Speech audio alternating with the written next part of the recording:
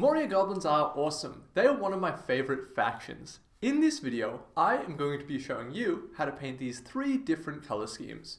All these schemes are very beginner friendly and can be painted quickly to get your horde of goblins ready for the table. The first scheme that we're going to be painting is the regular scheme that is similar to what might appear on the box art. I've started with a grey undercoat, but black would work equally as well. I'm going to start by basing out all of the metallic colours with a dark metal. The exact paints that I use are not really important. Any colour that seems close enough works perfectly. If you're interested though, I have put the paints that I used in the description below. With the metal blocked in, I take a dark red and I hit all of the cloth areas, then base out the skin in a bluish green, and finally, doing everything else in brown. With these base coats done, the whole model got a black wash. After letting that dry, I did a second coat to darken the model down further. The goblins are drab and dingy, and 2 layers of a dark wash helps sell that effect. The next step is bringing all those colors back up. I take all of the base coats from every section and I reapply it, but leaving all of the darkness in the recesses and the crevices. Then the next stage is taking colors which are slightly lighter than our base coat colors to highlight further. For the red, I had a brighter red color. If you don't have many paints, just mix in a bit of yellow to your original color and that'll brighten up the red. The metal got a bright silver highlight. In the case of the skin, I added a drop of white and I paid the most attention while working on the model's face. This is the most important part of the model, so I didn't want it to be too ugly.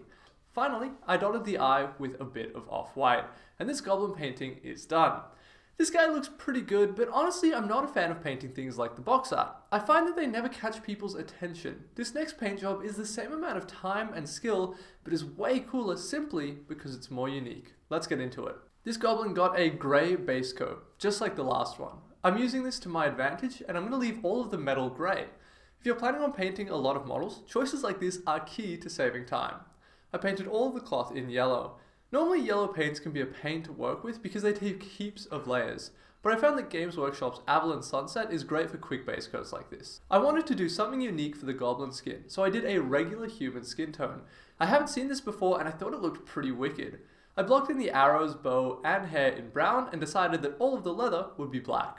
Finally, the fletching on the arrows was done in a cream color, and then the whole thing got a heavy black wash, and it's highlighting time. Using my base skin tone, I worked on the face. The face on some of these sculpts, they vary in quality, but this is one of the better ones, so I'm able to pick out the brow lines, the cheeks, jaws, and ears easily. I'm adding a bit of cream into the skin tone and highlighting the face further, going for the middle and the edges of the areas that I just hit with the original colors. I highlighted the yellow with the original color, and having one bright color on your model like this really helps them stand out on the tabletop. I would encourage everyone to pick one thing in your army and make it super bright. It will catch people's attention and make your army way better. For the armor, I highlighted regularly with some grey that's just a mix of black and white. Then with an almost pure white, just hit the edges and the corners. This really makes the armor section on the model pop and gives the whole model a really striking look. I added more black to the same grey and I did one more pass of highlights on the leather. There's obviously 1,000 more things that we could do on these models. We could highlight in 3 or 4 layers for each colors, but when we have a whole swarm of these models to finish off, we don't want to be here for ages and one highlight does the trick. I hit the bow, arrows, and hair with a lighter brown, and then finished off by doing the eyes green. This model only took a few minutes more than the first model, but it looks way better and is a lot more striking. Now, these models need to have nice bases. A model is never truly complete until they get put on a base. I'm going to be using my Dwarven Halls base set. This is a product that I'll be selling very soon on my web store. You'll be able to buy them unpainted like this, or pre-painted. They are really high quality and very affordable. To paint them, start in a black undercoat, and then lightly dry brush on a dark grey, and then with a very light grey, dry brush it again. This is super easy and it looks great. I just use super glue to attach the goblins to the base. Let's get into our final color scheme. This is the color scheme that I painted my whole Moria army. Before we start though, let's do a classic Moria conversion. We'll take a shield warrior and an archer. Then snip off the archer's free hand and bow. From the shieldman, we're going to take his shield and clip off his arm holding the sword.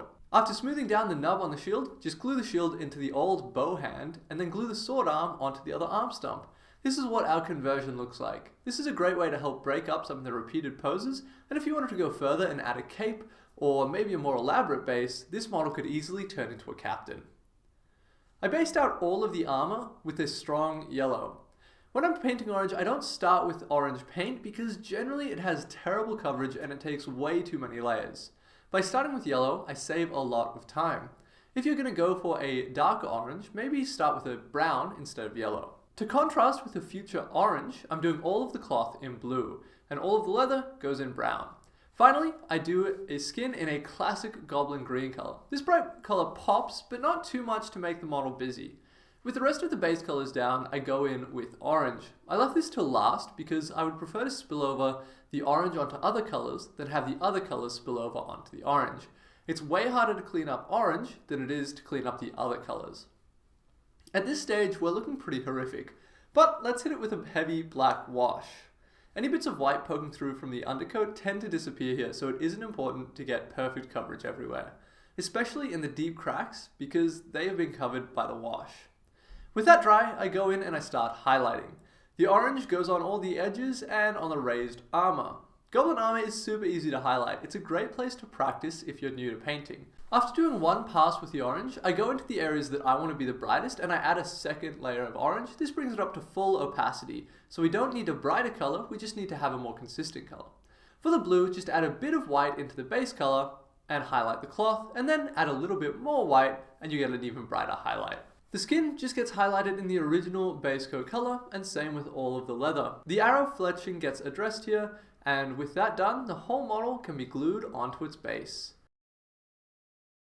There we go. These three goblins can all be batch painted very quickly, and you can see the huge difference in how striking they are. In this orange scheme, the whole army pops out way more than if I had gone for the regular box art scheme. Now, what do you want me to show you how to paint next? Please let me know in the comments, and until next time, have a good one.